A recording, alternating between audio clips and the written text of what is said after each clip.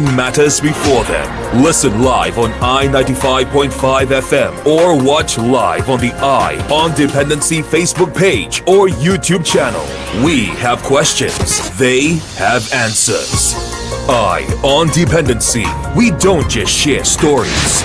We change lives. This is Eye on Dependency with Garth and Natasha. Sundays at 6:15 p.m. on the most influential name in radio, I-95.5 FM. Eye on Dependency with Garth and Natasha. Reality radio at its best, where every life is a biography. Sundays at 6:15 p.m. and exclusively on I-95.5 FM. And broadcast live on the Eye on Dependency Facebook page.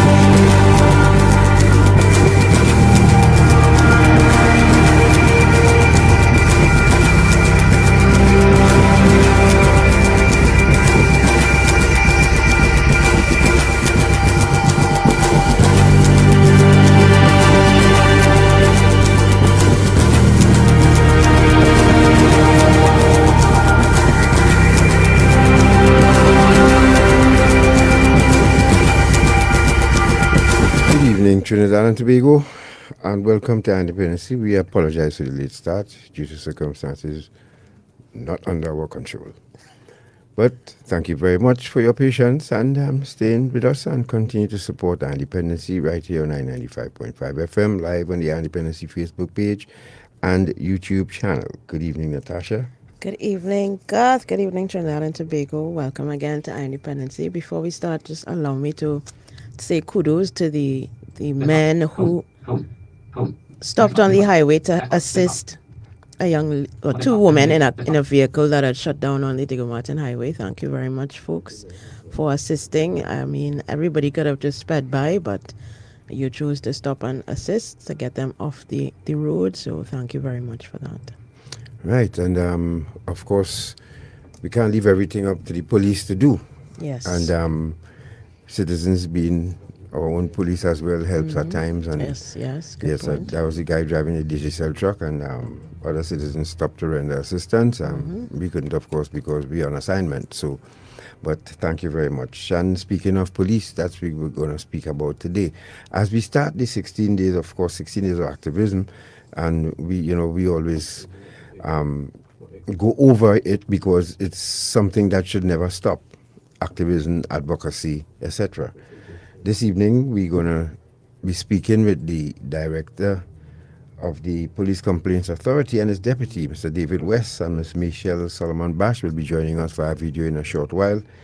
And we know you have, just as we do, have a lot of questions. Our police officers have been experiencing a trying time for the past few months, over the years, actually. There are a number of things that our police officers should have and they don't. There are a number of people who have always said this. There are police officers and there are people who join the police service. And sometimes police officers fall by the wayside, but most of the time people who join the police service always find themselves on the red carpet. And when I say the red carpet, you know what I'm talking about. In front of the boss, in front of some tribunal, you name it, it happens. This evening we are going to be dealing with those issues, and we hope Mr. West would have some answers for us. And of course, you, the public too as well, I'm sure you would have questions too as well.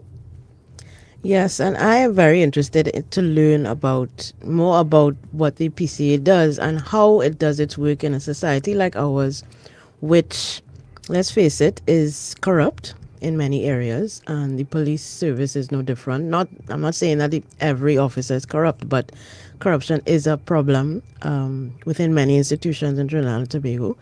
And I wonder frequently how the PCA goes about doing its work in that environment, and how we as members of the public can assist them in maintaining the civilian oversight over law enforcement that they are charged with, that very demanding and onerous task that they have to provide that kind of oversight.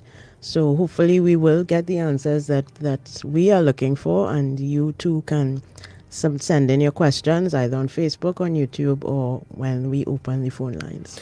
I cannot remember how many heads of PCA we've had in the past. However, Quite a few. they've never really stayed on very long. I remember the last director threw her hands in the air and said, "I cannot deal with this." Can't do it, yeah. And understandably so. There are.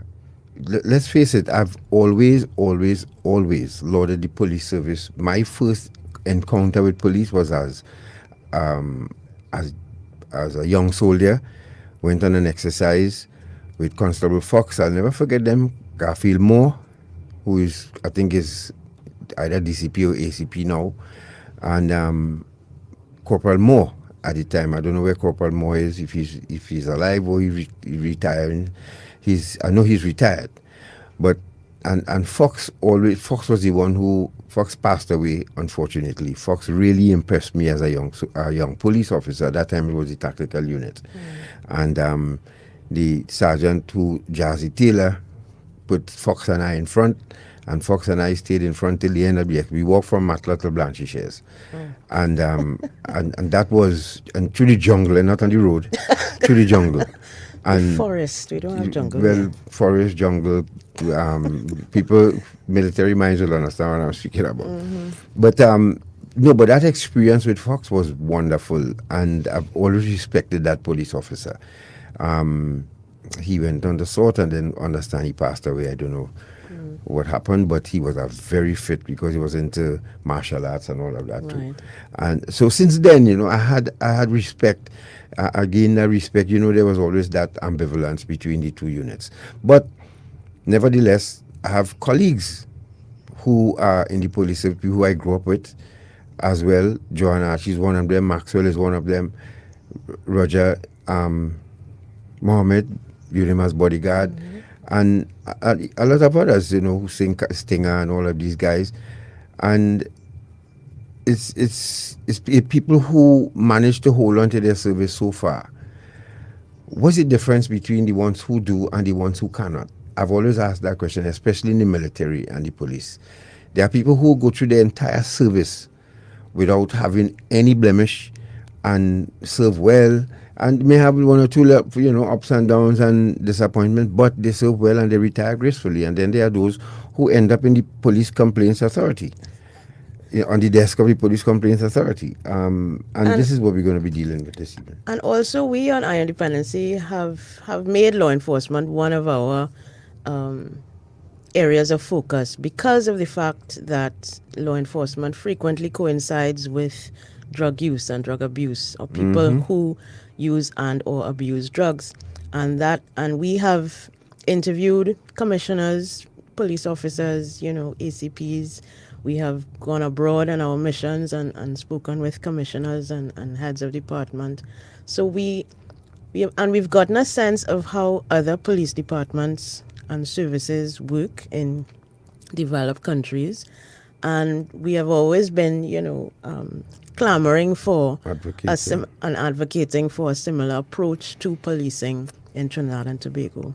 So I'm looking forward to our discussion this evening with the PCA, and hope that they can again shed some light in dark areas for us as far as the Trinidad and Tobago Police Service. And the areas, yes, we're going to touch on, especially technology, something I want to find out about. We have a video of a police officer encountering a perpetrator, and the perpetrator raised his firearm to shoot the officer. The officer had no choice but to shoot him. But the body camera is what solved the whole problem. That was 99% solved with the body camera footage, where officers, and I do think it should be what the officers want, but it should be a need. Just like putting on your baton, putting on your sidearm, body camera should be part of it. There are some officers who don't agree.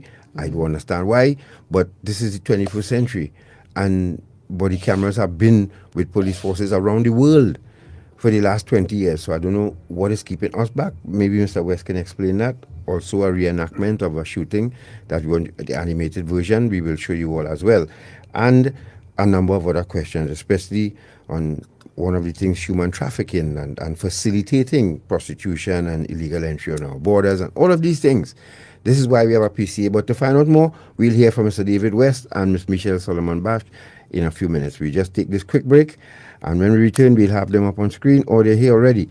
Right, so let's go to this quick break, and we'll be back with Mr. West and Ms. Solomon-Baksh. Stay right there.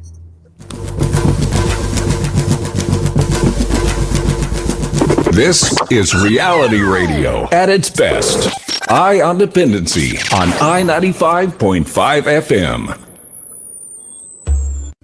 Slavery, a terrible time in our history. The kidnapping, buying and selling of people for profit, the exploitation of another human being. It still exists today. It has a new name: human trafficking. Anyone can be a victim. There is forced labor, sexual exploitation, and domestic servitude. Human trafficking is a worldwide problem and an emerging concern for us here in Trinidad and Tobago.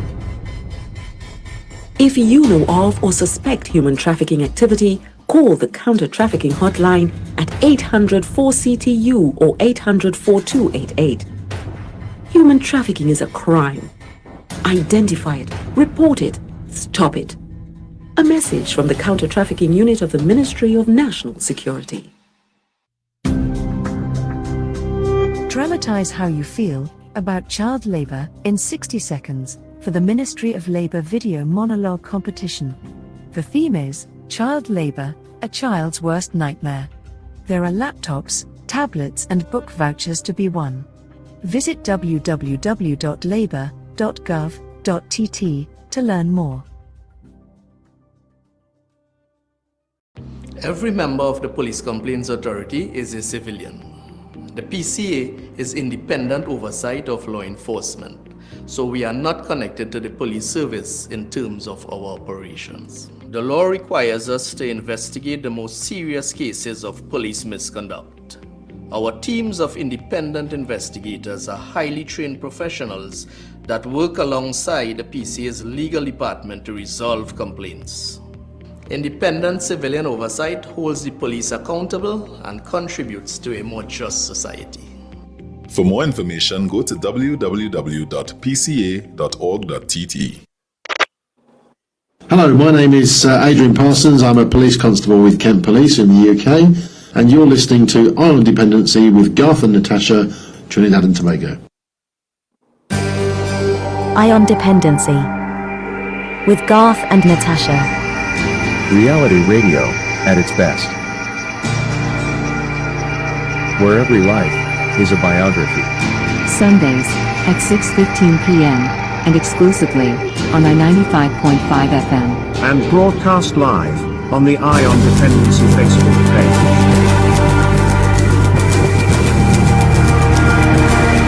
Welcome back to Independency, and remember we are live on the Independency Facebook page and YouTube channel, and I-95.5, of course. Good evening, Mr. West and Ms. Solomon-Baksh.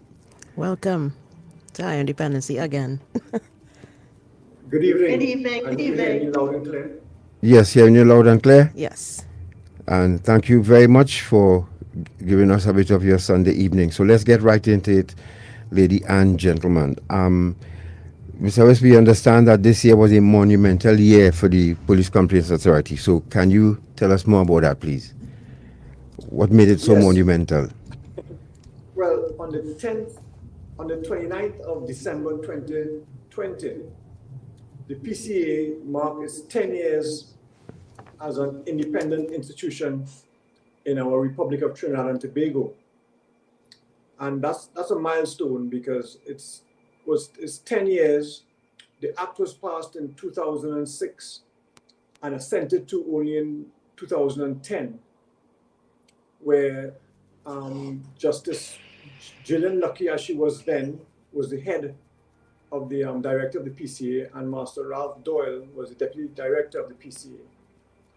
So since then, we have moved on. I came in November 2014, and I was renewed in 2020, and I'm here in 2021.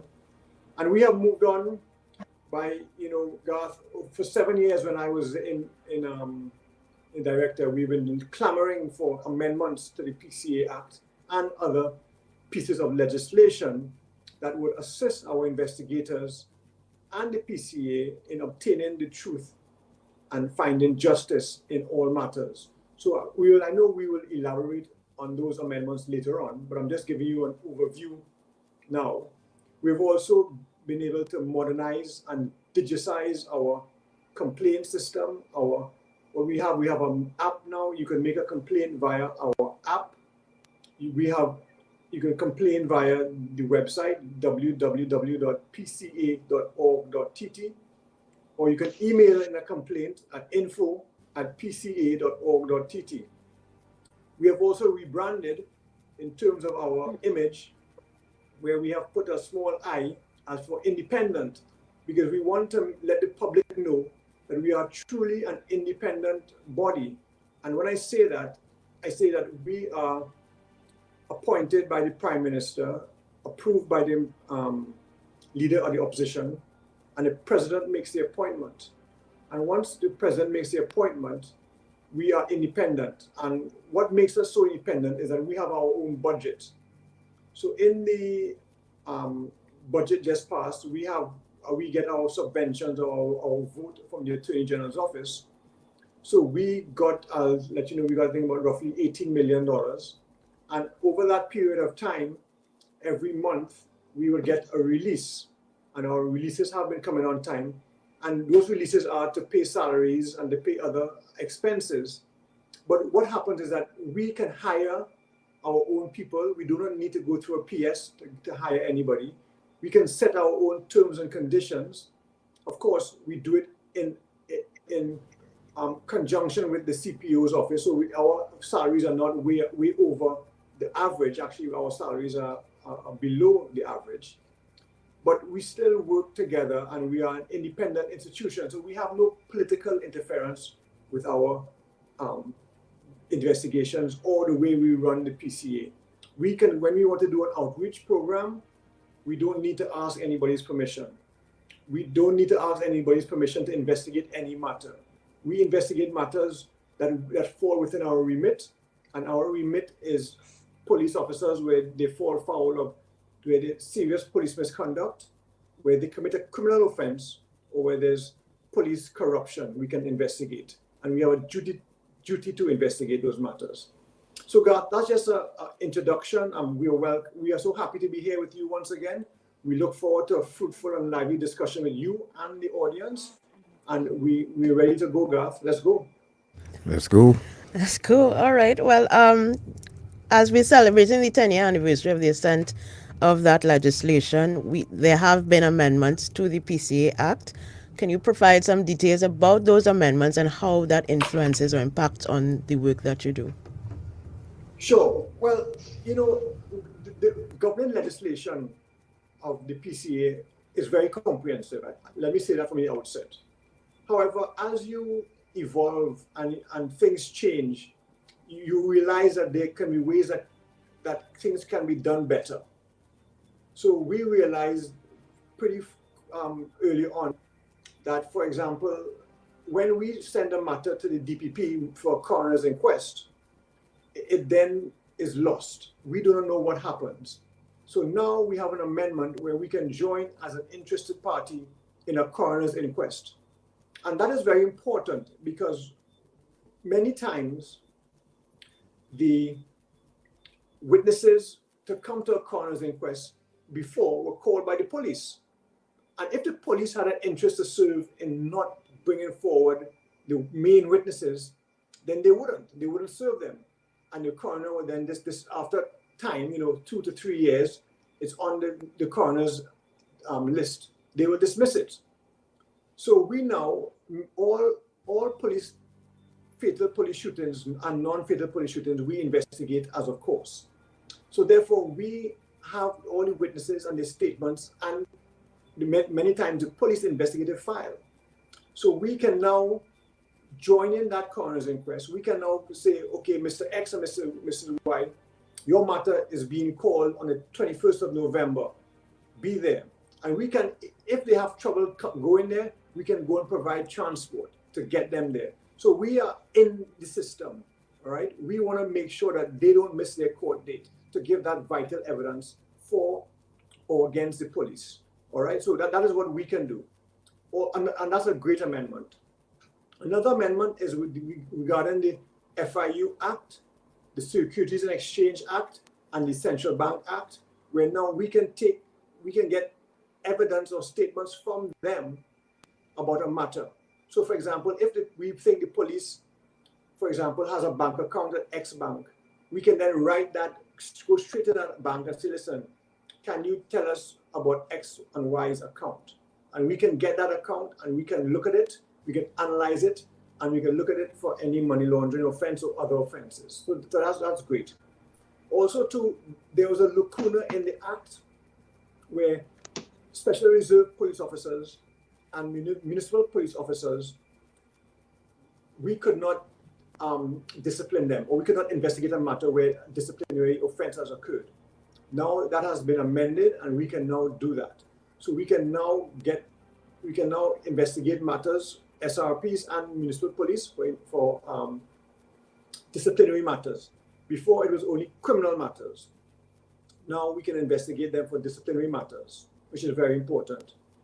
Also, too, very importantly, we have the Commissioner of Police, the DPP, and the ACP.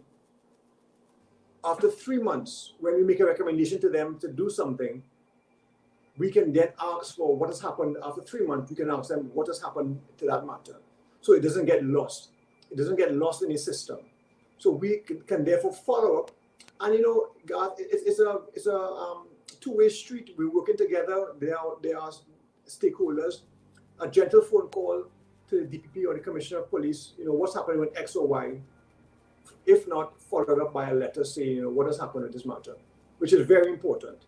So the amendments have brought us full front, and we are confronting the issues, and we have improved a lot. And now the public can be assured that once they make a complaint to the PCA, we can now follow it through to the end. So we can now let them know where it is. Because before, in the past, once we made a recommendation, we didn't know what happened. And we could have asked for it informally, but now formally we have a method of asking for what has happened with X case or Y case. So we can now follow up and pass that on to the public, which the public just wants to know. They want to know what's happening. They want to know what is going on with their matters. So I think these are just some of the amendments. Of course, smaller amendments. For example, when the deputy director left in the past or resigned in the past, we used to have to wait a while for somebody to be appointed, for someone to come on. Now, with the amendments, the deputy director or the director can act on his or her own for 3 months. Okay, so therefore, there's no stalling of an investigation or writing or stalling of letters going out. The authority continues for 3 months. And that's generally the length of time it takes for the Prime Minister and the leader of the opposition to find somebody suitable to form the authority in the Police Complaints Authority. Well, that sounds like progress. I mean, in 10 short years, a lot of progress has been made. But I just had a quick follow-up on the last bit, or the second to last bit of your response in terms of requesting follow-up from the commissioner on matters. Yes. Is it written into law that they must respond to you within that time frame, or they must, or they're obliged or obligated in some way to respond to you? Yes, or can you just us. ask a question, and if you don't receive an answer, well, you ask again, that kind of thing? No. They have to respond to us. They have to give an outline of where they've reached in the matter after 3 months. We have that right to ask. Mr. Solomon-Baksh, I know, and thank you, Mr. West. So far, we going smoothly. And if you're just joining us, you're listening to Dependency, and we are speaking with Director of the Police Complaints Authority, Mr. David West, and about to engage his deputy, Ms. Michelle Solomon-Baksh. Now, Ms. Baksh, how has COVID-19 pandemic impacted the work of the PCA, especially, like managing complaints and, of course, given the increased responsibilities of the police during this time as well? Well, Garth, I really have to give kudos to our staff and our investigators out there because from a human resource point of view, they have really done human service during this pandemic. We have always been essential. We never stopped being essential. And our investigators and legal team and actually everybody in the organization, they rallied to the call and they never stopped working. What we did is we put in a lot of logistical safety protocols for our officers and our team. And together with that human resource, we use modern technology. The PCA had the foresight a few years ago to launch an app. And we built upon that, and now we have a progressive web app. And a few years ago, we pioneered the use of the app. We were the first in the region to bring out our app.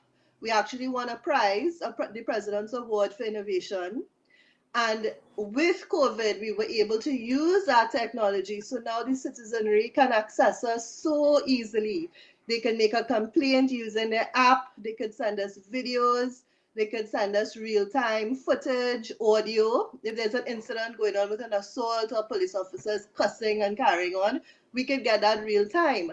And that has really changed the game for us because with that use of technology, we get things at a much quicker rate and in a safe way. So it was a combination of both. It was really the dedication of our staff and the use of technology during this very, very different time that we're living in.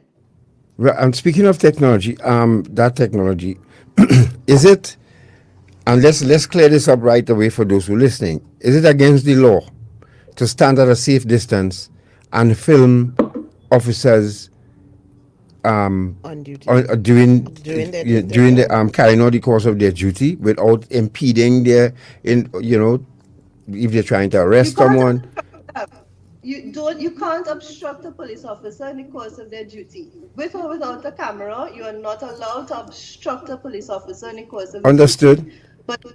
But God, you put it in the right context. If you're standing from a safe distance away, you're not affecting a crime scene, you're not physically stopping something from happening, then lawfully you can continue to do that once you're not obstructing the officer. It's also unlawful for the officer to grab your phone and delete footage on your phone. Right. So that's why I asked the question, because I've seen many times where citizens who are observing from a safe distance, and I just find some of them talk too much. You're filming the officers, film the officers. But it's not against the law to do that, right? Let's clear that once and for all. Yep.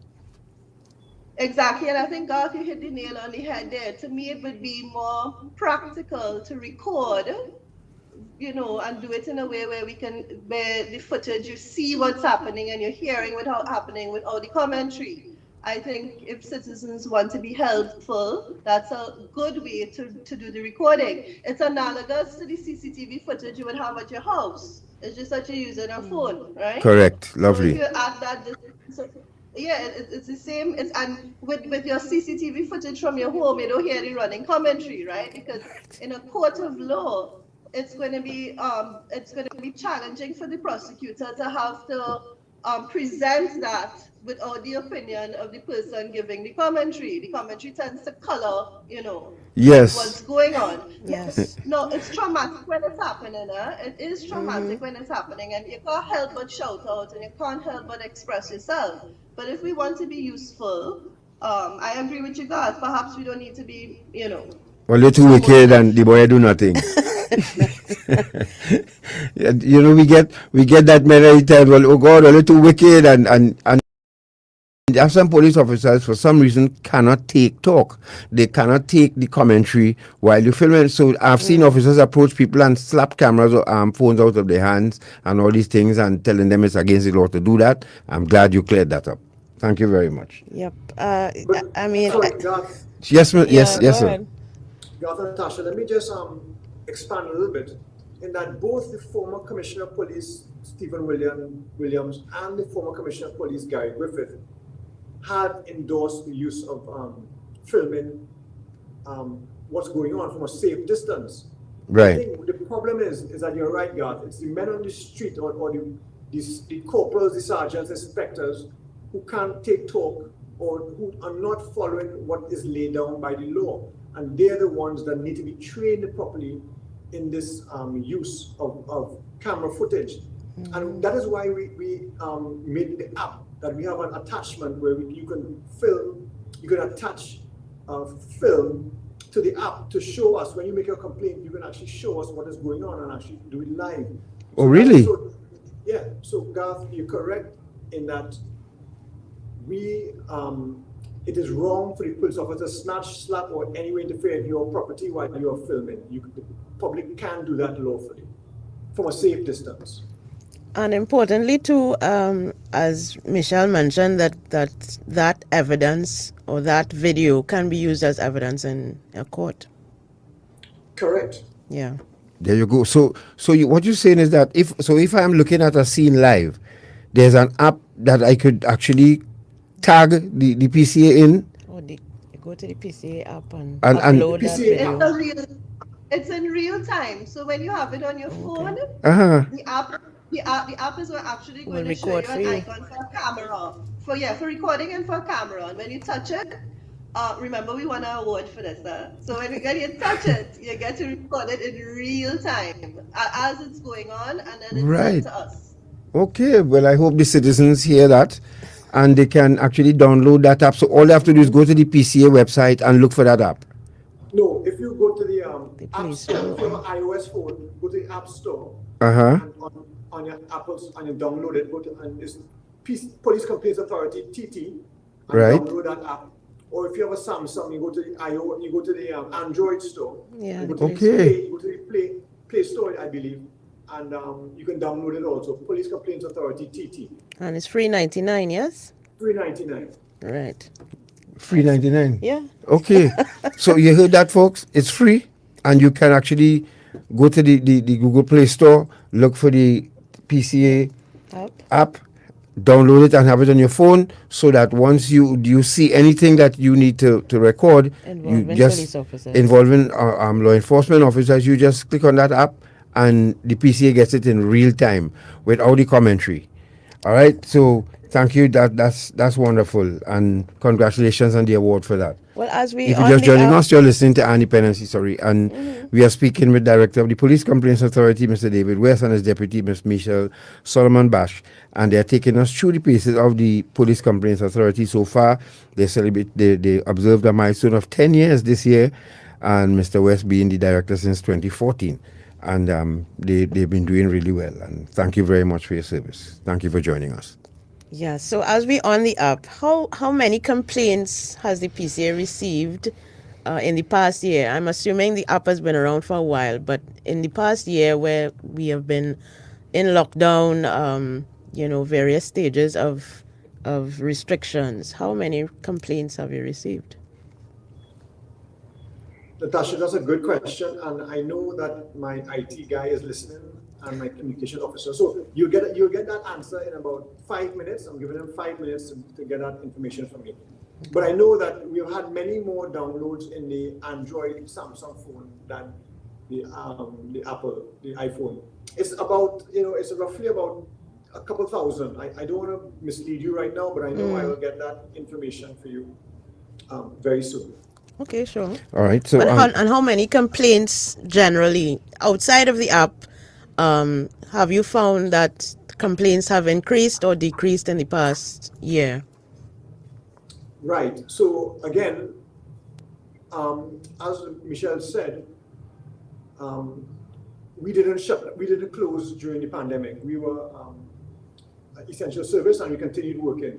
And actually, it worked well because many complaints, we couldn't go to complainants, so many complaints were made via the app or the website, and we actually got an increase in the amount of complaints, which means that the citizenry are getting more tech savvy, and we are learning, we are evolving, and kudos to Trinidad and Tobago, because we are, and as the government is pushing this digital transformation, I could see it happening, and I could just tell you, during the period 2020 to 2021, we received 969 initial reports. Now, an initial report is when somebody makes a complaint. But sometimes people make a complaint that may not fall within the remit. Remember, I said the remit means disciplinary offense or criminal offense or police corruption. So out of the 969 matters, IRs, 488 were converted to a complaint. Okay? So that's quite a lot. So I think during the pandemic, this period, we actually increased, and we're now getting our figures for our annual report, which is due at the end of December. And I know our staff are working hard to get to do the report in time, and I will have a better idea of the figures, but I'm sure that our complaints have gone up. Now, Mr. West, this is interesting, right? And excuse me, this may not be, we talking just, let's say 900 plus complaints. You're talking about a couple of them may be the same officer, or you're talking about 900 individual complaints on individual officers? Well, no, sometimes there will be a complaint with different officers, sometimes more than one officer like that. But you understand? Yes, because, listening to it, people might think, wait a minute, 900 officers' names on your desk for misbehavior in public office or whatever, and that is scary. 900 might be a high figure, right? No, but these are initial reports. These aren't actual complaints, but these are reports people felt they should make against police officers. Right. Because, and to clarify, one time you said some of them, because some people make some erroneous complaints on police officers as well, so you'll have to sift. Definitely. Yeah. Let me I see a question here that someone is saying that the PCA is only around 10 years. What about when they were on Abercrombie Street? Yeah. Well, that's a very good point. That was the PCA, but they operated under the old act. The act was amended in 2006, or repealed and replaced. So there was a Police Complaints Authority Act 1983, where you had a board and you had police officers also. Right. Okay. What happened was, the way the complaint was made was the complainant will write into the board and say, I have a complaint. The board will then give it to police officers to investigate. And of course, people found it not satisfactory. So therefore, in 2006, under the wisdom of Mr. Manning and Mr. Pandey, I must say, because it was passed with a special majority, the PCA Act was passed with a special majority, they decided to make it a civilian oversight body. So he is correct that there was a PCA in Abercrombie Street, but we are, let's say, a modern PCA with a new legislation. If you're just joining us, you're listening to Dependency, and we are speaking with Mr. David West and his deputy, Michelle Solomon-Baksh of the Police Complaints Authority. I have one more question before we take a break. Ms. Baksh, I don't know if you want to jump in here, or Mr. West, you could continue. But last year, you all attributed a lack of witnesses, a lack of evidence, and a lack of cooperation by witnesses as for some of the reasons why some cases were closed without any action being taken, or otherwise. Can you advise on some of these closures and, really witnesses and whatever other reasons? Well, Michelle, you take it or you want me to take it? Sorry, David, what? No, go ahead, Michelle. Before we get into that, you all had asked a question, Natasha, and I just wanted to extend the courtesy to respond to that. We had launched the app in 2017, October 2017, and on the app, using the app, we had 2,623. Right? And then in terms of the numbers of people who actually downloaded the app, we had 3,285 people downloading on Android and 471 using the iOS system, using the Apple.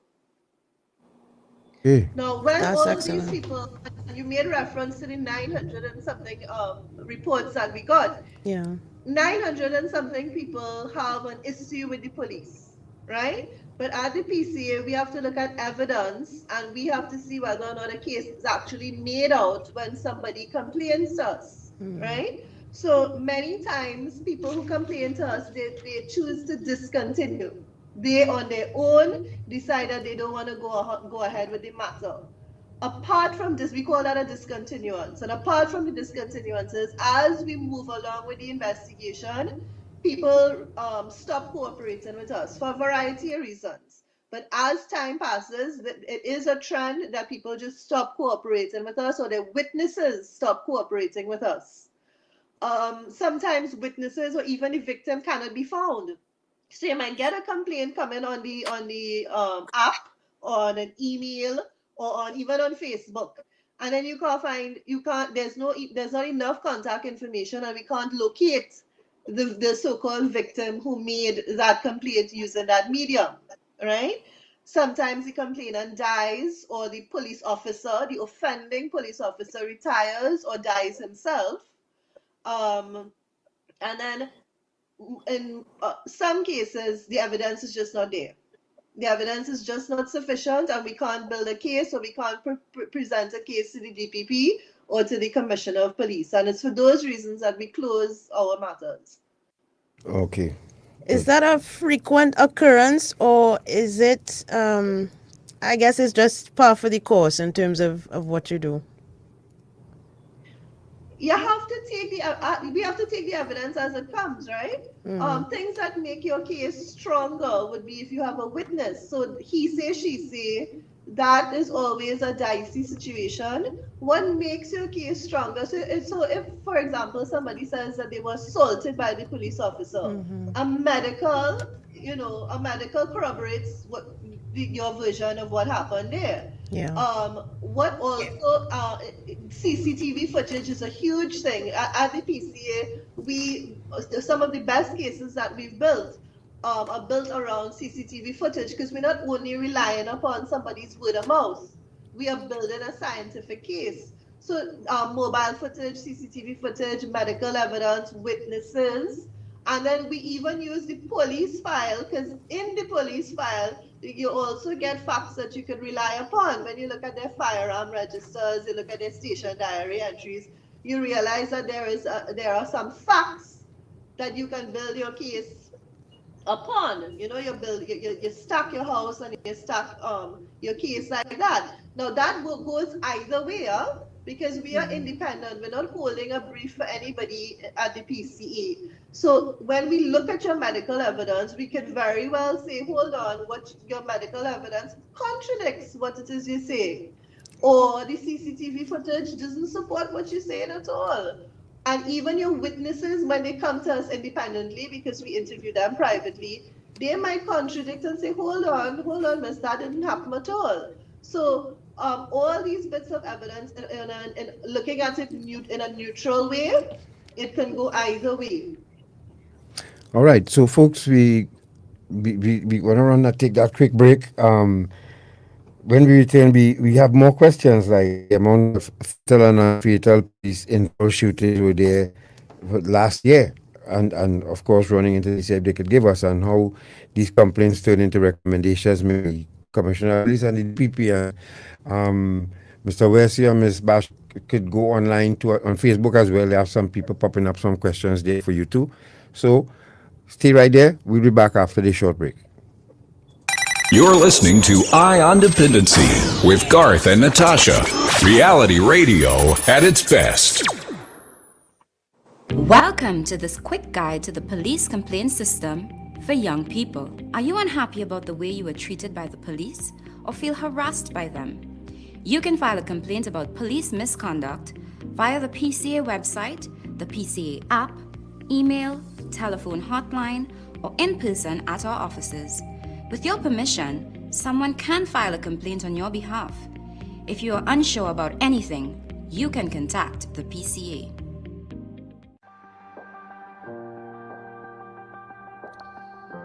Parents, employers, the COVID-19 virus may have brought financial and emotional stress. Coping with these stresses can lead to making unlawful decisions, like taking a child out of school to work, in order to help the family survive.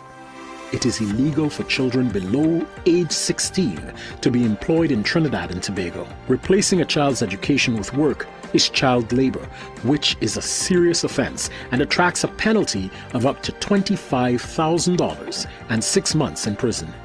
Do the right thing.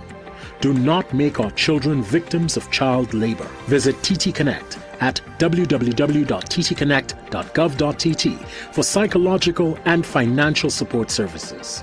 If you spot child labor, report it to the Labor Inspectorate Unit at 299-0300.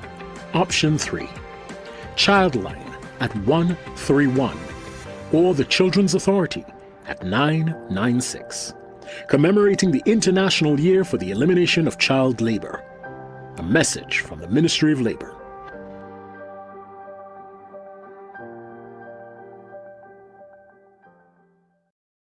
Hola, my name is Elena.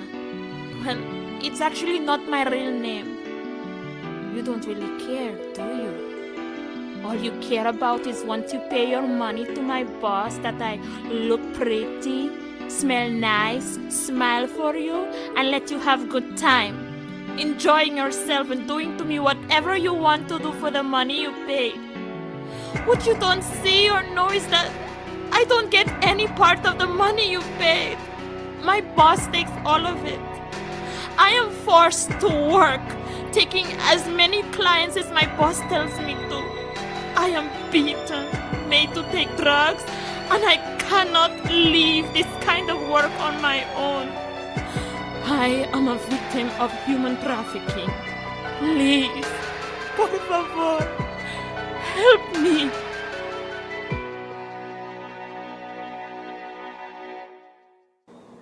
Hi, I'm Peter Stoley. I'm a Deputy Chief with the Toronto Police Service. You're listening to Eye on Dependency with Garth and Natasha, Trinidad and Tobago. Eye on Dependency with Garth and Natasha. Reality radio at its best. Where every life is a biography. Sundays at 6:15 p.m. and exclusively on I-95.5 FM. And broadcast live on the Eye on Dependency Facebook page.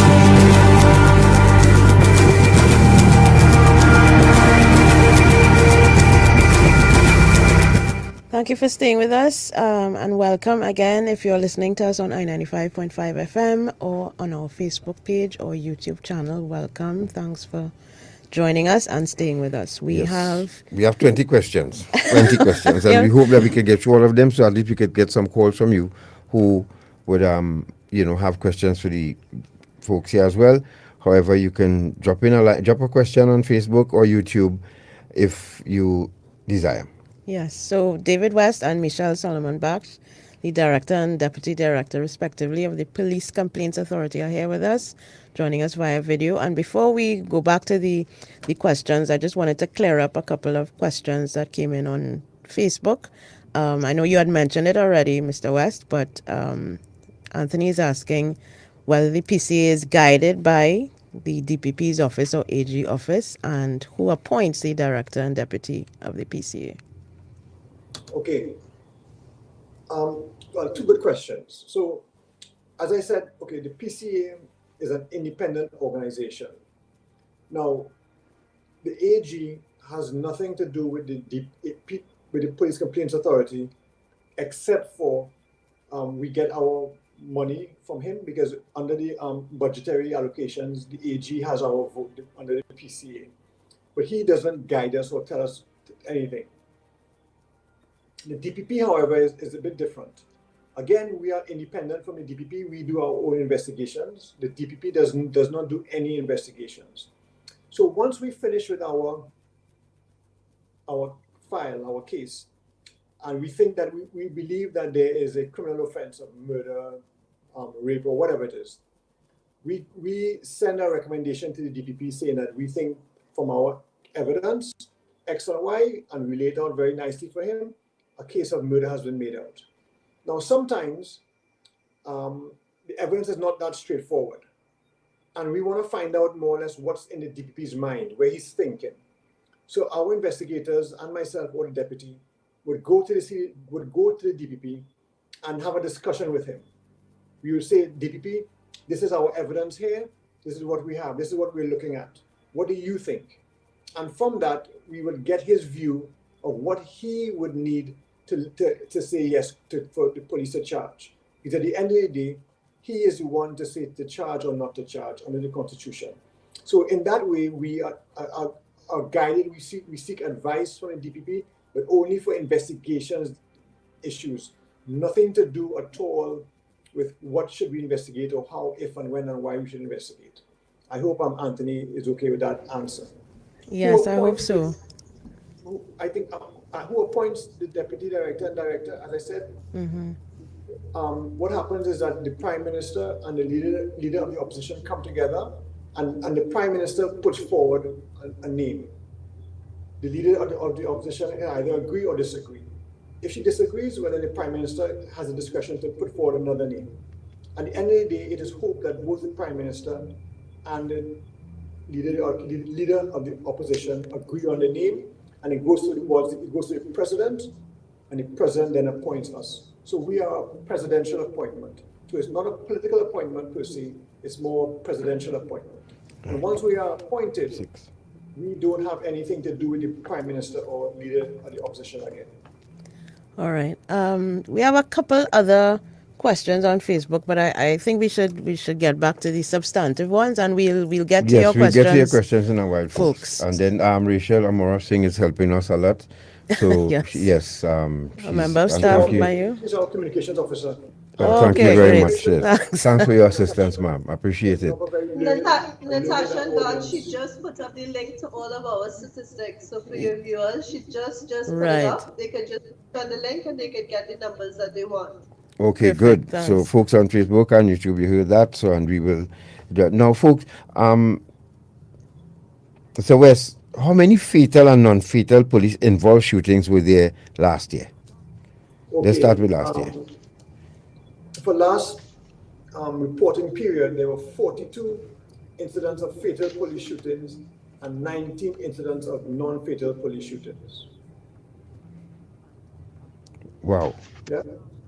42 fatal. Yes. And 19 none. None, yes, correct. That's a lot. That's a lot. And you know, my issue there is not is generally actually how these things are reported in the press or in the media, because we usually get a very formulaic response or explanation for what happened. Police go into a community, they're fired upon, they return fire, somebody ends up dead. It cannot be, to me, it boggles my mind that cannot be the way it happens every single time. And I'm sure that, you know, you can explain exactly, I mean, because the work of the police is so dynamic, especially when you're out in the field engaging with people with firearms. But how is it that every case of police shooting a civilian is reported in that way? Well, Natasha, I hear you. That is the stock answer for the police.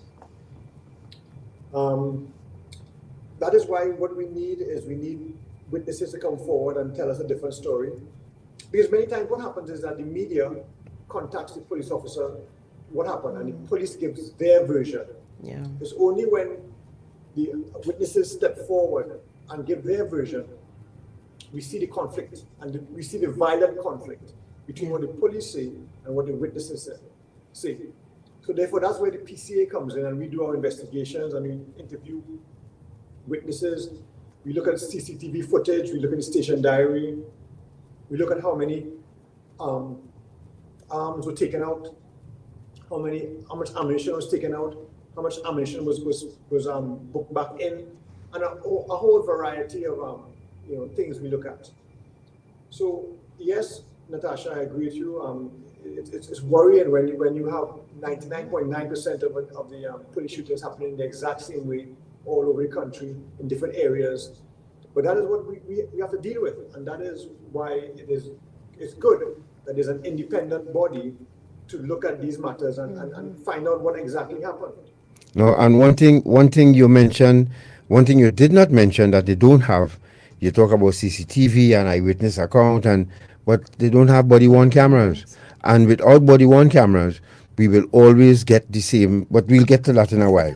Ms. Solomon-Baksh, how many of these complaints turned into recommendations made to the Commissioner of Police and DPP? And in addition to that question, before you go on, Michelle, in terms of recommendations made to the COP, what does that involve and how does that work? What is the end result of a recommendation made to the Commissioner of Police on these matters? All right, so let me give you the stats first, okay? So for the financial year, so our financial year will take us from October the 1st, 2020 to September the 30th, 2021. So I'll give you that reporting period. And for that period, we sent 45 matters to the COP only. And I'll explain what that means at the end. We sent 19 matters to the DPP. And we sent 7 matters both to the COP and the DPP. So that means we had enough information to send to both of them. And we closed 367 matters. And I told you why we closed matters before. When we do an investigation, at the end of the investigation, we take our findings, and once we have enough evidence, and law, it's something called a prima facie case, right? But once we have enough, I'll put it as simply as that, we send our dossier, we send our findings to the DPP and to the COP. So when we send it to the DPP, it's with a recommendation as to what we found in terms of a specific criminal offense. Now, the DPP has the power to look at any criminal offense. But when we send it, we also have the power to say this is what we found and these are the pertinent or the relevant criminal offenses that they could be charged for. Similarly, when we send a matter to the COP, we could recommend that he considers disciplinary action coming out of that evidence or that information gathered for specific disciplinary offenses. Now, what we do, we can also give advice to the Commissioner of Police as well. I should hasten to add that.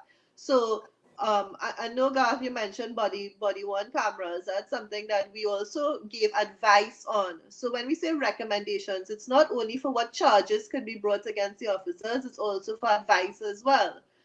And at the end of our matters, all we can do is make the recommendation. It's up to the DPP and up to the COP to take it from there. We can't lay any charges. We don't have that power. We are an investigative body, which is something different from a prosecuting and a disciplinary body. That's the separation of powers working there. Would it be important, though, that if you all have, that means you'll have to have a bigger staff, but do you think it would be important if you all get arresting powers as well as an internal affairs unit that obtains, in other countries? Well, that is very topical. The courts have been looking at that. So in different jurisdictions, different oversight bodies have different powers. That is something that could be explored, but the courts have not always been, like the Privy Council, and so have not always been eager to adopt that approach. In Jamaica, they have those powers, and so, but the Privy Council looks at that very, very carefully. So we have to, right now, we have to batten our crease. We have capacity at the PCA. We're very proud of our team. So our team, we can go to court, we can lay the evidence. We have an advocate attorney on staff who can go to court and stuff like that. Both the director and myself were advocates in court. So we have that capacity. We use that capacity now to build strong cases and cogent evidence. That's what we use our capacity for, and that's what the legislation, those are the boundaries that the legislation gave us. Right. Now, okay, well, thank you very much for that, because... Well, we might get there someday, but for now... For now, we are limited to the investigative capacity of the team at the PCU. Natasha, and you have to see that is a whole different not a hold, it's a discussion to have behind, because we are what you call a civilian oversight body. Yeah. And I think what Jill is saying is that at the time, the powers that be never envisaged us to have arresting powers and charging powers, for example, because that would be sent over to the DPP or to the Commissioner for the Tribunal or whatever. But the important point is that once the institutions are working, then we should not need arresting powers or charging powers. Correct. So, for example, we do our job, we send a file to the DPP. He should then, within a short space of time, decide whether or not to recommend a charge or say it's not enough because of X, Y, and Z. Similarly, with the Commissioner of Police, when it's a disciplinary matter, he should be able to hold a tribunal, can come to a conclusion within a reasonable time. But unfortunately, the institutions, because of money, staffing, etc., are not working properly. And this is why people are calling on the different institutions to do things outside of what they have initially been set up to do, which is not correct. Right. Yep. Because Mr. Westwell, as you just continue here, and I'm going to ask you this here now. We came across a newspaper article recently from Nikita Braxton Benjamin. And listen to this. A police officer who allegedly slapped a man in a wheelchair almost 7 years ago. This happened in 2014, December 27.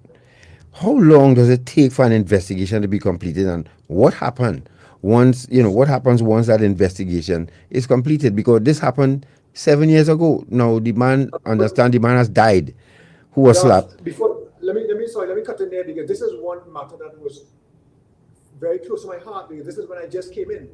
Right. We investigated the matter and we recommended charges within a year. Charges were recommended. Right. So, but again, it's out of my purview to what happened, and I cannot speak to what happened, why it took so long. But all I can say is that we did our job. Within a year or so, that matter, charges were recommended. A year. Okay, because it was clear, and there was video evidence on it, and he was on high street in San Fernando. Exactly. Yep. Everybody saw it, and everybody, and this is what I'm saying, in that video footage is so important. But I guess you're correct. Why is it taking 7 years to come to conclusion? I don't know. No, I guess this case would have been referred to the COP instead of DPP, right? No, it went to the DPP. DPP. Because he went up in court. Assault. Oh, there you go. The simplest way we could put it, I think, is a relay, right? The PCA, we run our leg of the relay, and we run it, as director says, within sitting. In that case, it was a year. The other legs of the relay, we have to look at how they run their leg.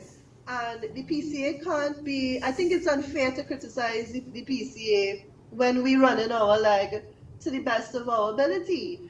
And, Understood. And I think that's where the frustration is, that they're not seeing the other legs running at all. Yeah. Yeah, because for this police officer to now go and stand trial for this incident that happened so long, it's ridiculous. That justice wouldn't be served. And the man passed away, so he's not going to get any justice anyhow. But Garth and Natasha, let me jump in here with a matter we did, which shows a good thing. In that, you remember in Sandy Grande, that boy who was picked up by our 11 officers, where his penis was burned with salt and pepper and all that kind of thing. Yes. Initially, the magistrate only committed one officer, and the rest got off. Thank goodness the DPP appealed that matter, and then all 10 of them recently were committed to stand trial. So so you see, so it does work, but maybe it takes a long time, but it does work, and the DPP, in his wisdom, applied for a judge's warrant, and he got through, and all 10 now have to stand trial for that horrendous act on that poor boy. Lovely. And there was even another case too, where a citizen was kidnapped by 2 officers and put in a cell, and I think he stayed there for I saw that case just recently, and he's still waiting on justice too as well. But we could, this could be a never-ending topic. So Natasha, let's go to another question quickly. Well, they still we still haven't heard about how long it takes for you, the PCA, All to right, run yes. your leg of the relay. In that, is there an average time or a maximum time that you allow for your investigation to be completed, and what happens once that is done on your end? So our matters are split up into what we will call summary offences and indictable matters. And within those matters, we also look at the disciplinary offences as well. So for summary matters, those matters have a shelf life of about 6 months, because those are for matters that need to be heard in the summary courts. We call that the magistrates' courts. You have 6 months for the TTPS to bring a charge. So at the PCA, we use something called case management to deal with those investigations before that 6 months lapses. For the indictable matters, those are matters that are much more complicated. And those are matters like where we deal with fraud and corruption and murder, misbehavior in public office. Those matters traditionally take much longer, right? Because most of the time we are waiting scientific and evidence from third parties. So we have to wait on them before we present our file and our dossier to the DPP. So it really depends on the kinds of matters that you're talking about.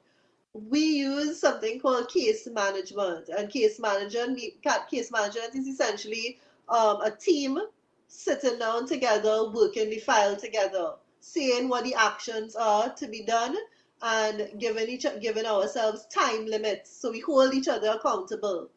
In every team, we're looking at investigator, a legal officer, and even the director and I, we sit down in case management and discuss the file. So that's one way in which we hold each other accountable and we get things moving, because we're able to assess viability using different filters. We have the eyes of the investigator, his perspective, we have a lawyer's perspective, and then we have David's and my perspective on the file, and that helps to save a lot of time, because we can know where the file is going or where it's not going. So that has been really helpful for us in terms of saving time. If you're just joining us, you're listening to Dependency, and we are speaking with the Director of the Police Complaints Authority and his deputy, Mr. David West, and Ms. Michelle Solomon-Baksh. And they are taking us to the basis of the Police Complaints Authority, and we have questions for them.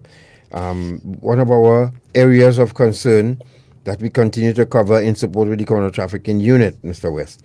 There have been several police officers charged with the crime of human trafficking and smuggling as well.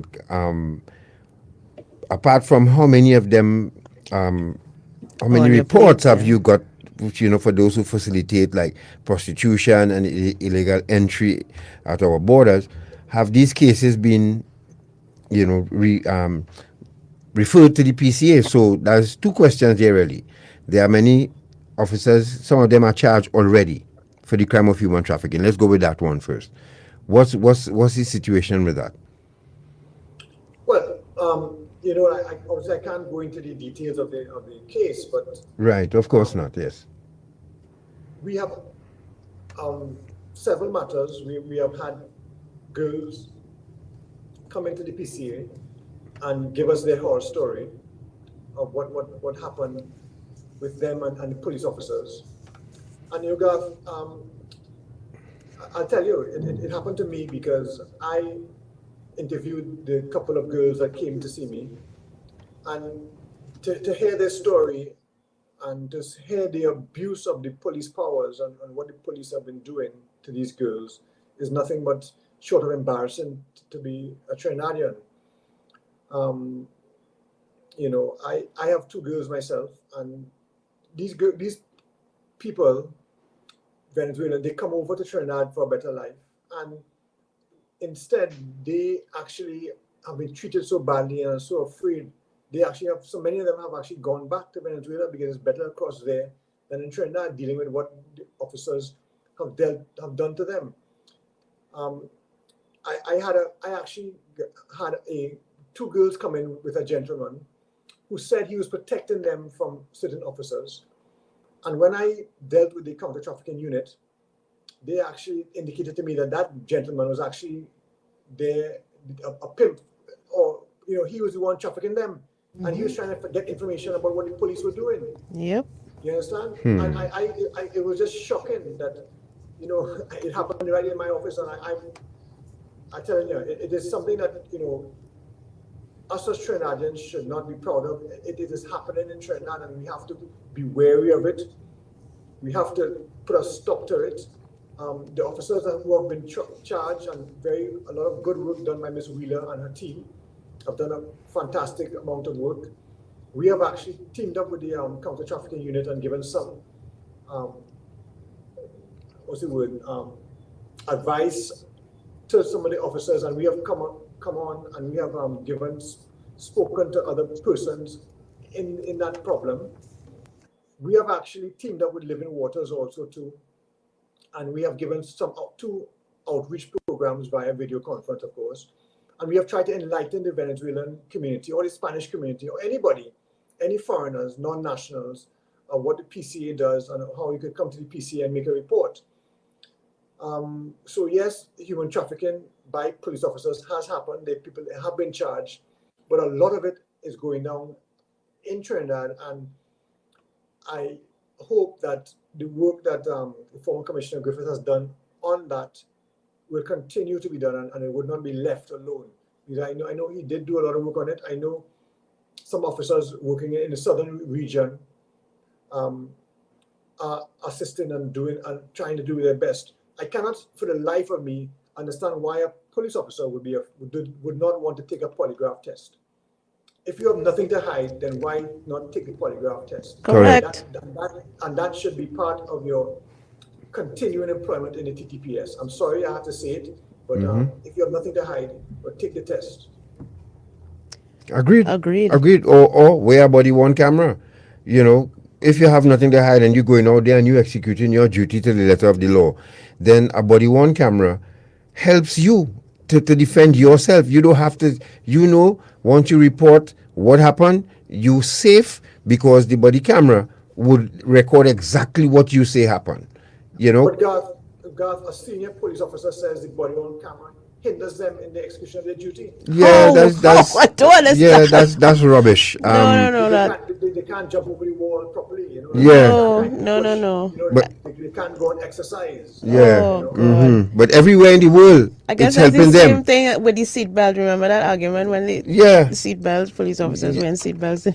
Yeah, but when I saw, someone alerted to me that, and it's a person I have a lot of respect for. But when I heard that, I say, you know what? I mean, you really went there.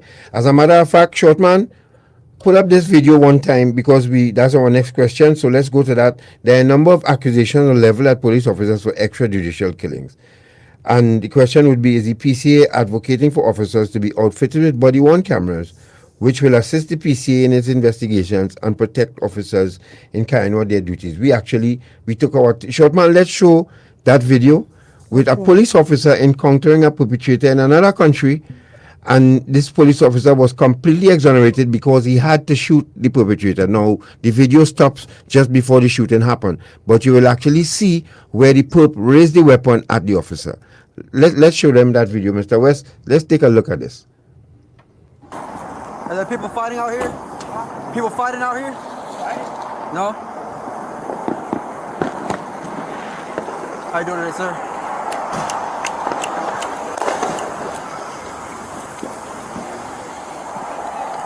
Union 5-1, you can clear the air. I don't see no 29 out here. How you doing, sir? I'm good. How you guys doing today? Hey, did you guys see a fight or anything going on out here? Anybody arguing?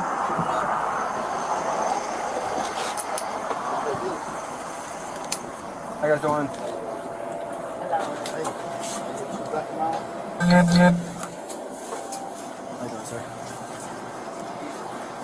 He's right outside. He has a gun. He picked the beer. He's just here, standing here. What does he look like? He's right here. Just went outside with the dread. The dreads? No, wearing a red, red underwear. It's red underwear with color shorts. It's right here. It's I know, right here, right here. Beard, Henny kid, and he has 2 beard in the hand.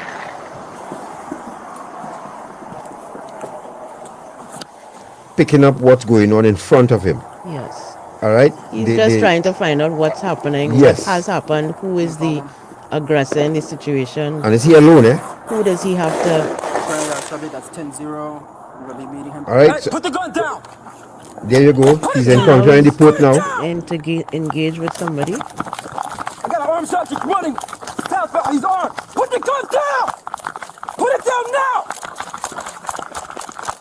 You're gonna get shot! Put the gun down now! Put the gun down now! Put it down, man! Put it down! I'm right here! Put the gun down! Put it down! Put it down! See how many times he asking to put the gun down? The guy turns on him and raises the weapon. Well, you know, that's all she wrote. Yep. All right? But when this officer, Mr. West, Mr. Solomon-Baksh, you saw that, right? Now, when this officer... I didn't see it. I didn't see it.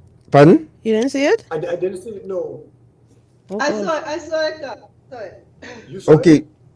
it? Yeah, but I don't know how you didn't see it. I'm sorry that you didn't, but it's show it again, Shortman, Mr. West. Let's hope you can see this time. But I want you to see what the body worn camera senior officer here said that People fighting out here? it's going to hamper him. It didn't hamper this police officer here, because when this police officer writes his report on what happened at this incident, the body camera would exonerate him totally. Because you hear many times he said to the guy, put your gun down, put your gun down, put your gun down. The guy turned on him, So he raised is it the that weapon. the guy robbed this convenience store or attempted to rob the Attempted to store? rob or robbed it, whatever, but the officer responded and he ended up seeing the guy and now he's, but I'm just looking how clear this picture is of this body camera. Yeah. And they blur the faces of the innocent people in the video, of course. But It didn't hamper him in his duty. Didn't hamper him in his duty at all. You know. So I don't, you know. So for any police officer to say that a body worn camera would hamper them in the course of their duty, this camera sits in the middle of your chest, and it is secured by at the waist of the individual, of the police officer. So it don't get in the way of the weapon. It don't get in the way of climbing wall. It don't get in no way of nothing. The way of the officer running, Right. moving, nothing. To me, this will say, put up the audio. Okay. I got an armed subject running southbound. He's armed. Put the gun down! Put it down now! You're gonna get shot! Put the gun down now! 3 times. Put the gun down now! 4 times. Put it down, man! Put it down! I'm right here! 5, Put 6, the gun down! 7, Put it down! 8, Put it down! Put it down. 9. The guy turns, sees the officer, lights on him and everything. And this officer well fit to keep that light up, and he raised the weapon, and the officer coming forward to him, raised the weapon. That's it. Good night. Now, as I've said, Mr. West and Ms. Solomon-Baksh, when this officer writes his report, he can sleep good at night knowing that he's not going to end up before the PCA. Why is not our officers clamoring for this? And why should this be what the officers want and not what should be mandated for officers to wear from next week? What's the problem with it? I don't know why they don't want to wear the body worn cameras. We in the PCA have been asking for this since 2015, 2016. It's documented in our annual reports. I know the former Commissioner Williams had tried a pilot project, but those cameras somehow didn't work. The former Commissioner Griffith had bought cameras, but again, they didn't work. I don't understand why they cannot buy proper cameras, go through the proper procurement process and buy the cameras. I don't understand. I agree, Garth, I agree with you totally, and Natasha, that body worn cameras will protect the police officers.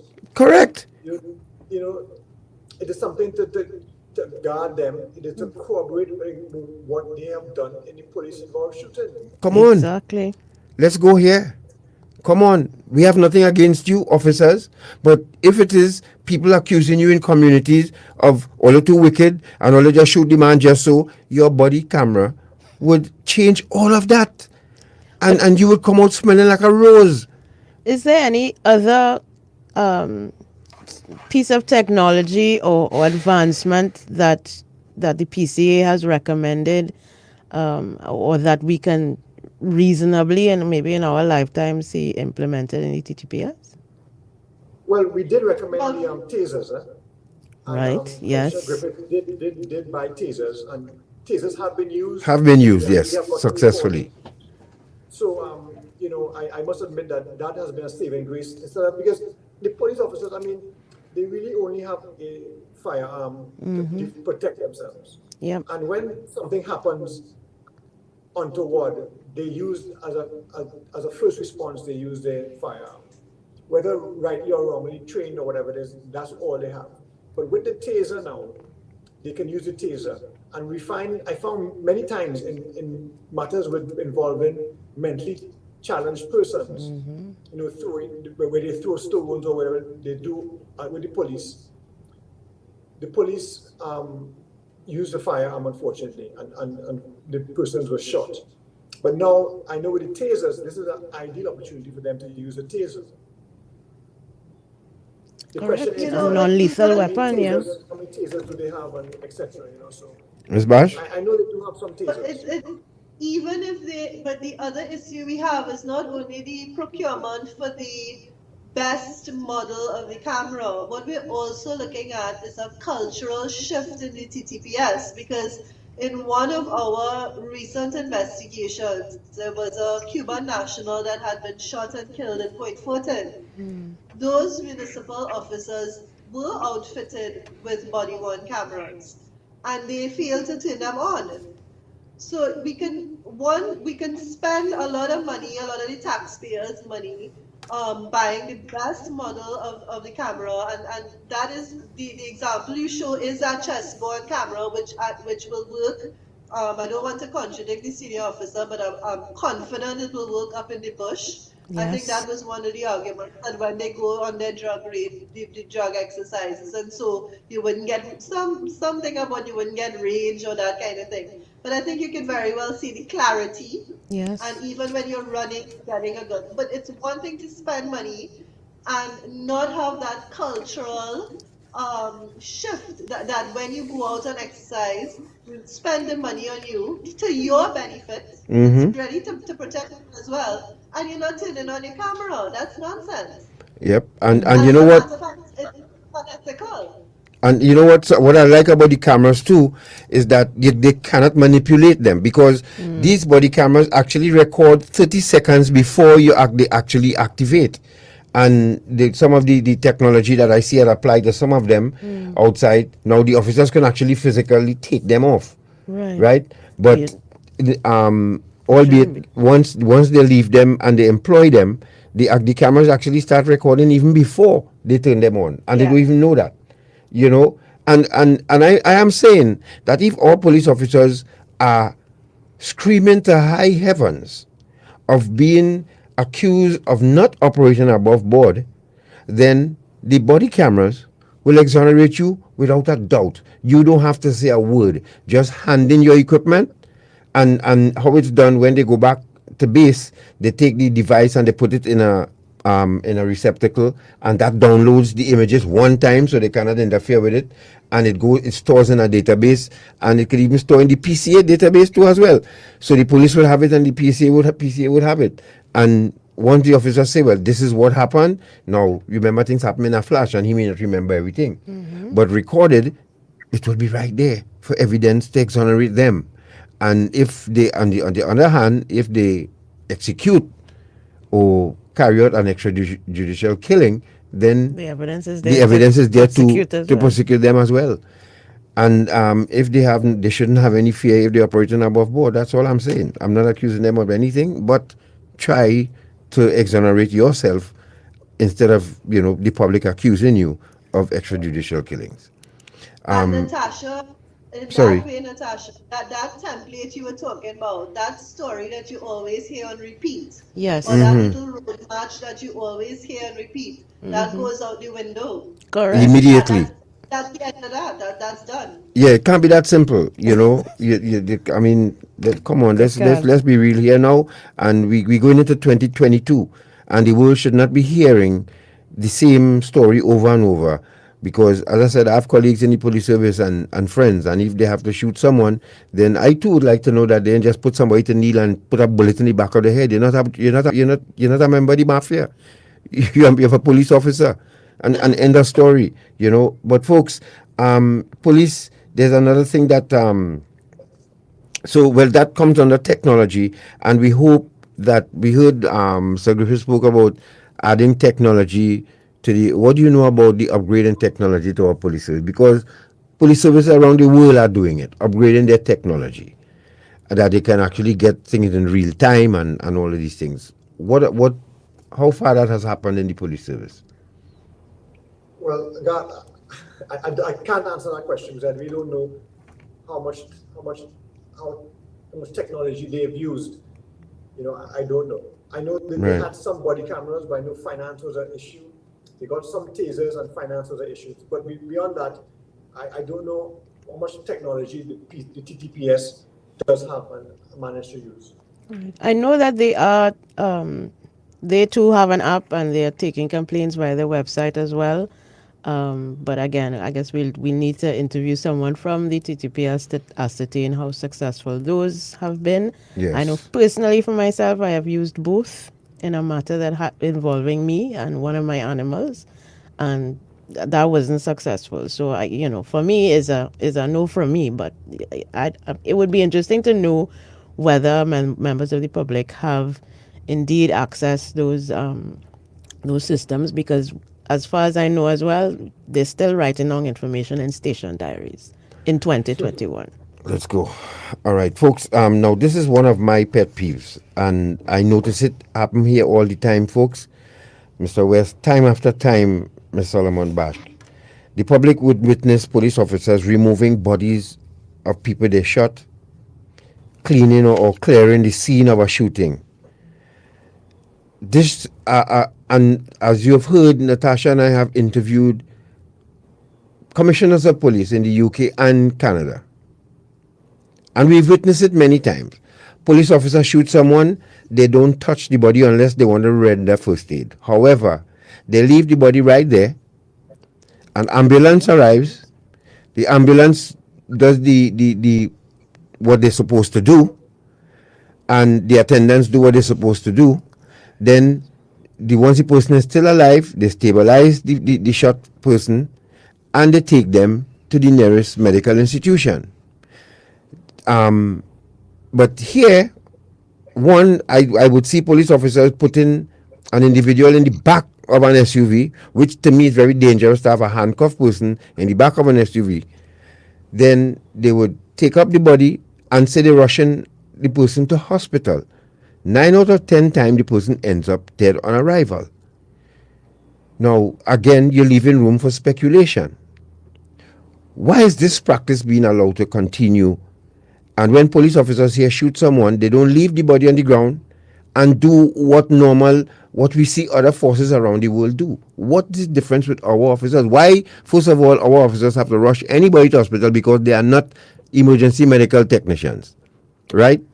Well, first of all, is this within your remit? Because I feel like it may not be unless somebody makes a complaint about this practice. No, but then if you want proper reporting to the PCA, then this should not be happening. So Mr. West, could you answer that, please? I don't know. Well, okay, sure. Garth, is a concern to the PCA of what we see on video footage where not only one, but sometimes 2 and 3 bodies are piled into the back of a van on top of each other, you know. We have engaged the TTPS on this matter. We have a draft policy on how they should treat when they shoot somebody. But of course, there's no commissioner of police right now, so we can't go forward, and I don't want to expand and I don't want to divulge what our draft policy has in it. But it's something we have looked at and something we are concerned about. But you'll always get, the police will always tell you, well, they shot somebody and they tried to assist them to get them to the hospital as soon as possible. I'm telling you what they're saying. So yeah, I know, but it's a pity that they would even say that. You know, so it is not, you see, and then of course, you see, the whole thing really and truly is that when these officers go on exercise, they should know exactly what they're going to face, and they should have a backup plan 1 and backup plan number 2. They should know exactly how many people are in the house, how many people in the area, etc., etc. So when they do open fire, it is a controlled man. They're not taken by surprise. They should know. But you know, I don't want to. That is stepping beyond my remit. So I don't want to go further because I don't want to, you know, say anything that I shouldn't say. But as far as I'm concerned, is that we have a draft policy, and we hope that when the new commissioner is sworn in, we can discuss this matter in detail because it has raised our attention. All right. Well, thank you very much for that answer, and I hope in furtherance of that question. Listen, folks, Natasha, just now, Mr. West, just now, it does not look good. No, of course not. There are officers who, as I said, you hear the officers we have on our sound bites here, commissioners of police in Canada and Kent Police, and they would comment from time to time, and they would see it, whatever on social media now, the world sees it, and to see officers in the 21st century, after they shot someone, taking them up and throwing them in the back of a vehicle and driving off with them, that is a no-no in this century here. So it really pains to see it, and I really hope that it changes. Right? Yes. But you know, God, when these cases go to trial, the prosecutors, but the way that the prosecutors lead that evidence, it paints the exact picture that you are painting right there in a legalistic way. That is to say that the cause of death, one of the contributing factors was the lack of medical attention, etc., right? So that we take the point that in the 21st century, this is not the kind of policing, and we've already put things in the draft form. But I think the public could also have a measure of I want to say satisfaction, to the extent that when these cases go to trial, that is a very, very powerful point that the prosecutors make, right? It's a very, very glaring fact. But I don't want to walk away here without being fair to the TTPS in relation to one or two things. Many of the cases that we get in relation to the shootings, and it's a fact not in dispute, we're looking at police officers who have encountered assailants in the course of a robbery, in the course of a home invasion, in the course of committing domestic violence, and these assailants have weapons. I don't want to dismiss or just don't remind ourselves that in a lot of these fatal shootings, these officers are encountering men with weapons. Of course. Yeah. And it's really, I think it's really. But that Director West spoke about it, and you spoke about it as well when we're talking about training, right? Training, and it's not only about the act of self-defense. It's about what do you do after? What do you do? How do you handle?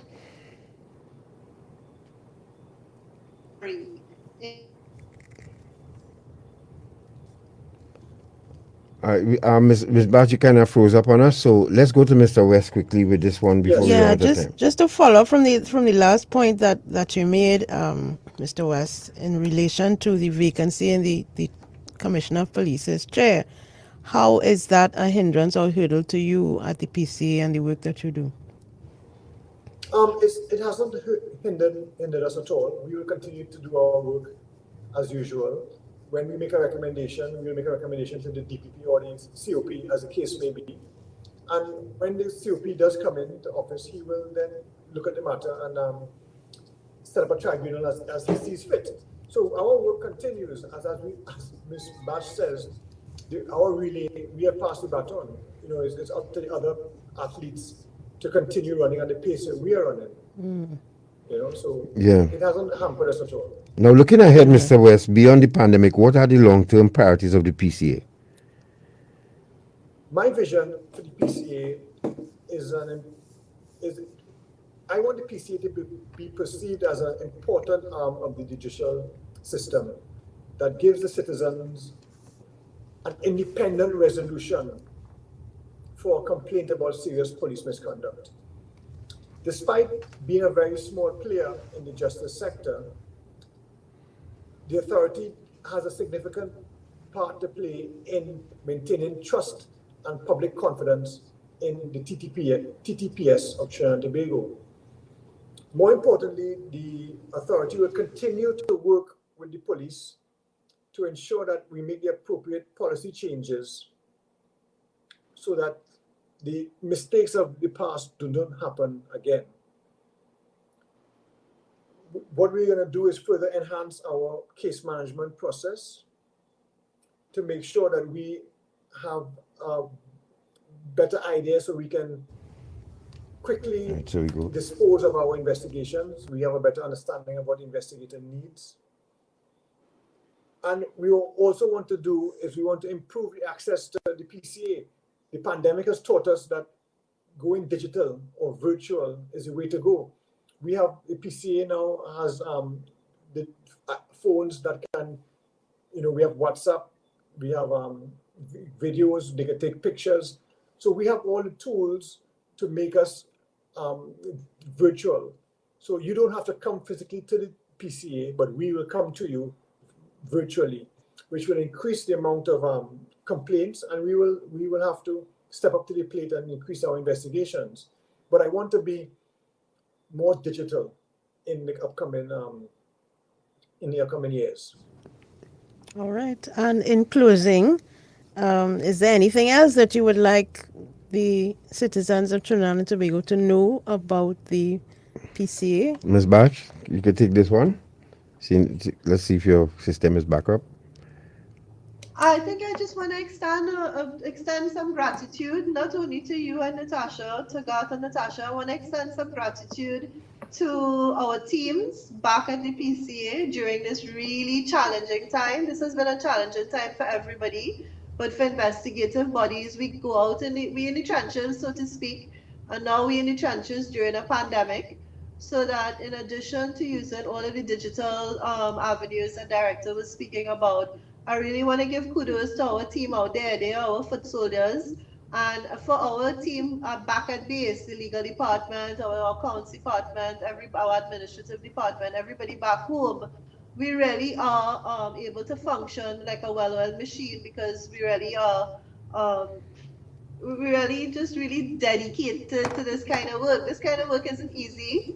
It's fearless, and because people tend to think that, and some police officers give that off, that, hey, this is a bunch you cannot talk about, and you be very fearful of them, and this is why they change the word from force to service, and we should not be fearful of police officers. Correct. I've said, I've admired, I've seen officers engage situations, and within days they have arrested suspects, and we've seen that over the past couple of months, that we have brilliant police officers in this country here, brilliant, who go overseas and excel. But when we come back home, what they learn sometimes not applied here. And I keep saying again, you cannot take up someone you just shot, throw them in the back of an SUV, and rush them to hospital. Suppose that person got shot in the spine. Suppose that person got shot in the head. You cannot, you don't have the tools to render first aid on the way. How things are done is paramedics communicate with the hospital while they drive into the hospital. I sure that do happen when police officers here throw someone in the back of a van or an SUV and rush them to hospital. We need to get away from that. And that's all we're saying, let's look like we up to date with it, and we at least post. Pre-social media, we could have gotten away with these things, but now we have access to the world. We have no right to be doing this still. I'm sorry, I cannot support. Let's take a couple calls, 6223937. You could get one or two in. But Mr. West and Mr. Solomon-Baksh, we know, as you said, is a task. you have to have real cojones, just say to take on the police service, and we just wish you all the best too. 622-3937 if you have any questions. But we have the social media page. There are a lot of questions popping up there, and Miss Solomon, what's the lady's name again? Bianca? No, Rachel. Rachel is answering some of the questions actually. So thank you very much Rachel, for jumping in there with that. Yes. So it saves us having to ask you those questions. So right. we appreciate yes. Rachel Amora that Singh. really, thank you so much for action. Thank you very much for assisting us with, and Mr. West and Ms. Solomon-Baksh in answering the questions. And you still have time to take a couple. 622-3937 if you could get a call in if you have any questions, or you can go to the social media page. Or you can visit the website of the PCA, pca.org.tt, and you can learn more about them. They have a YouTube channel, they have a Facebook page, they have an Instagram account. Yes, they're on Instagram too. Yes. And plus the app. So anything else that you would like to know, feel free. About the PCA, feel free to download the app, and remember we have that we have a call. Yes, we have a call. 622-3937. Good evening. Hello, God. Yes, good evening. And the gentleman there from Mr. West. And Mrs. Solomon-Baksh. And Mr. Solomon-Baksh. Go ahead. Good evening. Go ahead, caller. Oh gosh, Hello? me got cut off. You just wanted to say good evening? Probably. 622-3937. Good evening. Good evening. Hello, hello, good night. Yes, go ahead. Go ahead quickly. Right. So good night, the panel there. I just wanted to ask Mr. West, in terms of amidst the merits, the points that he said, what are the benefits of the body cameras? What are the merits or benefits of it, the advantages of it? I just wanted for him to highlight those points again for me. Thank you guys. Great program. All right. Thank you. 622-3937. Mr. West, the benefits of body worn cameras, the caller wanted to know. He said you outlined what are the benefits. He wanted to hear. He missed that part. Well, right. The benefit is that it gives the officer a mechanism to prove his innocence. If it is that an allegation has been made against him, the camera will take in real time what transpired, and it tells no tales. So therefore, the camera is a useful tool for the police officer to guard against false allegations made by the public against Thank him. you. Yep. So plain and simple. 622-3937. Good evening.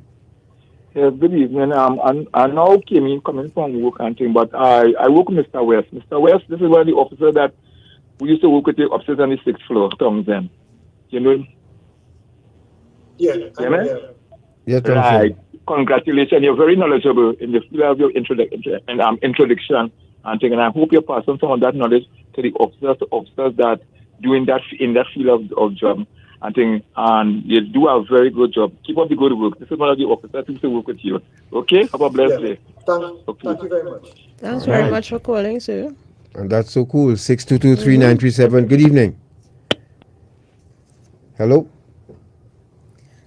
Good evening. Right. So, Mr. West and Ms. Solomon-Baksh, this has been once again for us interesting conversation with you all, and we really appreciate the work that you're doing. We thank you very much for even wanting to try this, wanting to be part of this. It is not easy holding officers to account, because I could tell you as a former member of the Protective Service, there's a certain amount of pride in that uniform, that and it's almost close to narcissism, if I could use that, kind of strong, but it's a certain amount of pride that all arms of the Protective Service love to protect their image. And whether it's Defense Force, Fire, Coast Guard, Police, you name it, there's an image with that uniform that they love to protect. And to have someone, an oversight of this uniform and this unit, it takes a lot of cojones to want to do that, to hold them accountable. And your job is no easy one. Trinidad and Tobago should be grateful to you all for even wanting to do this, and we thank you all very much here for this opportunity to at least sit with you all and speak about your organization. Thank you very much. Thank you. Thank you, Garth and Natasha. But I want to endorse what the deputy said about our staff also. You know, it's not just two of us, Garth. It's the whole staff of investigators, legal, finance. You know, everybody, administration, human resource, everybody, communications, everybody in the PCA has a role to play. But I want to leave you with this, Garth and Natasha, that I want the police officers of Trinidad and Tobago to listen carefully, that if a matter does come up against you, it will be an independent investigation. We are not out there to get any police officer. We want our police service to be the best police service in the world. Yes. All right? But we must realize that there are some rogue elements in the police officer service that do go beyond what they should be doing. And whatever investigation we do, there are checks and balances within our investigation, and it's an independent investigation. We do not know your name or who you are, but we will do an independent, thorough, comprehensive investigation before we make a determination. And I could give you that promise. Assurance, yes. And as I've always said, there are police officers and there are people who join the police service. There's a big difference. Yep. Big difference. Just like there are soldiers and people who join the army, there are, sailors and people who join the Coast Guard. There are police officers and there are people who join the police service. They show up from time to time. You will know the difference. Mr. West, Ms. Solomon-Baksh, thank you once again. Thank you so much. God bless you all. Keep safe, keep strong. To you and your staff of the Police Complaints Authority. Merry Christmas, because I thought we'd talk about Happy Diwali, Merry Christmas. Yes. And God bless you all. Keep good. Thank you very much. Thank you. Okay, bye-bye. You're welcome. All right, folks, that does it for us for another Sunday. We hope you enjoyed. I know many of you said you did. Very informative, enlightening. Thank you very much for joining us on I-95.5 FM, on Facebook, and on YouTube. And remember, folks, we celebrate 20 years of independence next year, please God. Now, you notice we've been numbering our episodes. Why? Because we have trivia questions and a whole lot of giveaways coming up next year, please God. So look out for that. Your favorite episode and what episode so-and-so was, we had so-and-so. All of these questions would come up. So, those of you keep following, keep sharing our information. And as well, next Sunday, in continuance of the observing these 16 days of activism, just imagine one morning you wake up and your daughter is not in her bedroom. You don't know where she went. No note. For days you don't know where your daughter is. And then you get a phone call. We'll be featuring that next Sunday, please God. And it's very interesting. Again, on our Dependency, where we try to change lives. Thank you so much. Thank you very much. Have a great week and be safe. Good night. Good night.